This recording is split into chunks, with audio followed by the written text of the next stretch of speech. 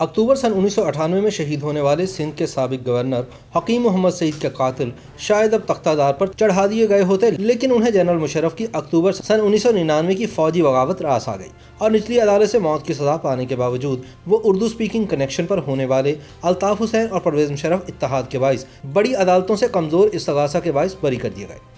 9 جنوری سن 1920 کو دہلی شہر میں طب مشرق سے منسلک اطباء کے نامور گھرانے میں حکیم حافظ عبد المجید کے گھر پیدا ہونے والے سابق گورنر سندھ، طبیب اور ادویہ سازی کے ادارے ہمدرد فاؤنڈیشن پاکستان کے بانی حکیم محمد سعید کو 17 اکتوبر سن 1998 کو کراچی میں شہید کر دیا گیا تھا۔ اس حملے میں ان کے ایک نائب حکیم عبد القادر اور ایک ملازم ولی محمد بھی شہید ہوئے۔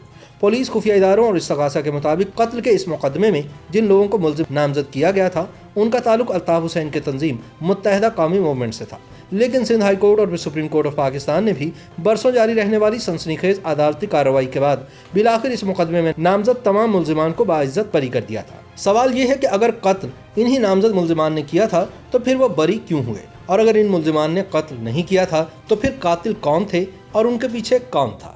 ایسے بہت سے سوالات ہیں جن کا جوابات آج برسوں بعد بھی لوگ تلاش کر رہے ہیں۔ عدالتی ریکارڈ اور کراچی کے تھانہ آرام باغ میں درج FIR کے مطابق 78 سالہ حکیم سعید کو 17 اکتوبر سن 1998 کو ان کے 2 ملازموں سمیت کراچی کے جنوبی علاقے آرام باغ میں انہی کے ہمدرد مطب کے باہر ہونے والے حملے میں شہید کیا گیا۔ حکیم محمد سعید معمول کے مطابق نماز فجر کے بعد جو ہی مطب پر پہنچے اسی وقت اچانک 4 گاڑیاں MA جناح روڈ کی جانب سے آرام باغ روڈ میں داخل ہوئیں۔ پھر دیکھتے ہی دیکھتے ان گاڑیوں میں سوار حملہ آوروں نے حکیم سعید اور وہاں موجود دیگر افراد پر حملہ کر دیا۔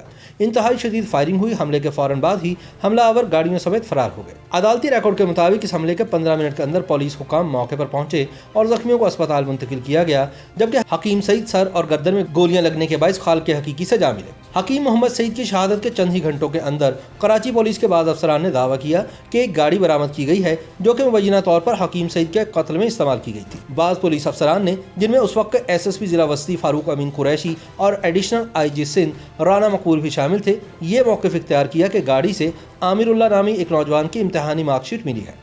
عامر اللہ نامی یہ نوجوان مبینہ طور پر MQM کا کارکن بتایا گیا، لیکن جلد ہی سارے معاملے میں خود اس وقت کی سندھ پولیس اور کراچی پولیس کی قیادت میں اختلافات کی خبریں آ گئی۔ اس وقت سندھ پولیس کے سربراہ آفتاب نبی تھے، جن کے بھائی اسلام نبی متحدہ قومی موومنٹ کے وفاقی وزیر بھی تھے، جبکہ کراچی پولیس کے سربراہ DIG مشتاق شاہ تھے۔ مشتاق شاہ نہ تو تب اپنے ماتحت افسر فاروق امین قریشی کے اس موقف سے مطمئن تھے اور نہ ہی آج ہیں۔ پولیس قیادت میں مبینہ قاتلوں کے بارے میں اختلافات کی تصدیق کرتے ہوئے مشتاق شاہ کا کہنا ہے کہ قتل کے فوراً بعد انہیں اسٹیٹ گیسٹ ہاؤس بلوایا گیا۔ ان کا کہنا ہے کہ وہاں وزیر اعظم نواز شریف، وفاقی وزیر چودھری نثار علی خان، چیف سیکرٹری سعید مہدی قریشی اور 4-5 افسران تھے۔ اس میٹنگ میں مجھے تاثر ملا کہ جیسے یہ کیس حل ہو گیا ہے اور مجھے خبر بھی نہیں۔ مجھ سے سب نے پوچھا کہ کیس حل ہونے میں کتنا وقت لگے گا۔ میں نے کہا کہ کوشش کر رہے ہیں، ایسے مقدمات مشکل ہوتے ہیں، لہٰذا وقت تو لگے گا۔ مجھ سے پوچھا گیا کہ کتنا وقت چاہیے، تو میں نے کہا کہ ٹائم فریم بتا نہیں سکتا، جس پر مجھے کہا گیا کہ ہم آپ کو 24 گھنٹے دیتے ہیں۔ میں نے کہا سر کوشش کرتے ہیں۔ سابق DIG مشتاق شاہ کہتے ہیں کہ چند گھنٹوں بعد TV پر خبر آ گئی کہ ملزم پکڑے گئے ہیں۔ شاید انہوں نے سوچا ہوگا کہ کہیں 24 گھنٹوں میں کچھ اور نہ ہو جائے۔ تجزیہ کاروں کے مطابق وزیر اعظم نواز شریف نے ان پولیس افسران سے اتفاق کیا جن کا خیال تھا کہ حکیم سعید کے اس قتل میں MQM ملوث تھی۔ نواز شریف نے حکیم سعید کے قتل کا الزام MQM پر دھر دیا اور مطالبہ کیا کہ MQM نامزد مطلوب ملزمان کو حکومت کے حوالے کرے۔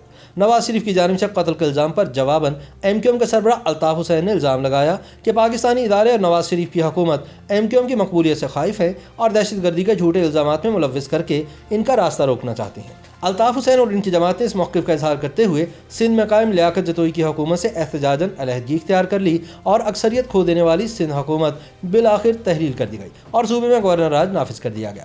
وزیر اعلیٰ لیاقت جتوئی ہی کی طرح DIG کراچی مشتاق شاہ اور IG سندھ آفتاب نبی کو بھی ان کے عہدوں سے سبکدوش کر دیا گیا۔ اس کے بعد MQM پر حکیم سعید کے قتل کا الزام عائد کرنے والے پولیس افسران فاروق امین قریشی کو DIG اور ان کے باس رانا مقبول کو IG سے مقرر کر دیا گیا۔ پولیس نے MQM سے تعلق رکھنے والے عامر اللہ کو گرفتار کیا، مگر پھر کراچی پولیس کے ایک انتہائی نامور پولیس افسر عبدالرزاق چیمہ کی سربراہی میں قائم کی جانے والی JIT نے قرار دیا کہ عامر عبداللہ کے کم از کم اس قتل میں ملوث ہونے کی تصدیق نہیں کی جا سکتی۔ नए आईजी और डीआईजी की क़यादत में पुलिस ने एमक्यूएम से ताल्लुक़ रखने वाले नामजद मुल्ज़िमान के खिलाफ छापों और गिरफ्तारियों पर मुश्तमिल क्रैकडाउन शुरू किया।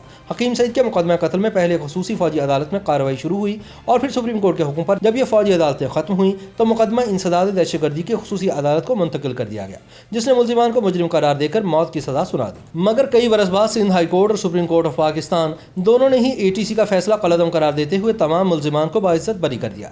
साबिक आईजी सिंध राना मकबूल के मुताबिक मुशर्रफ दौर में एमक्यूएम को सहूलत मिली। इस्तगासा ने मिली भगत के जरिए अदालत में केस की वैसी पैरवी नहीं की कि जैसी होनी चाहिए थी। तजियाकारों के मुताबिक एमक्यूएम को भी नवाज शरीफ हुकूमत में हकीम सईद के कत्ल के बाद क्रैकडाउन का सामना था और रियासत की जानिब से मुखालफाना और मुआंदाना रवैये और इस पकड़ धकड़ से निजात की सहूलत खुद एमक्यूएम को भी चाहिए थी, जो मुशर्रफ हुकूमत का हिस्सा बनकर ही मिल सकती थी। चुनांचे सिंध हाई कोर्ट ने 31 मई सन 2001 को हकीम सईद के कत्ल में मुलव्विस मुल्ज़िमान की सज़ा कलअदम करार देते हुए इन्हें रिहा करने का हुक्म दे दिया।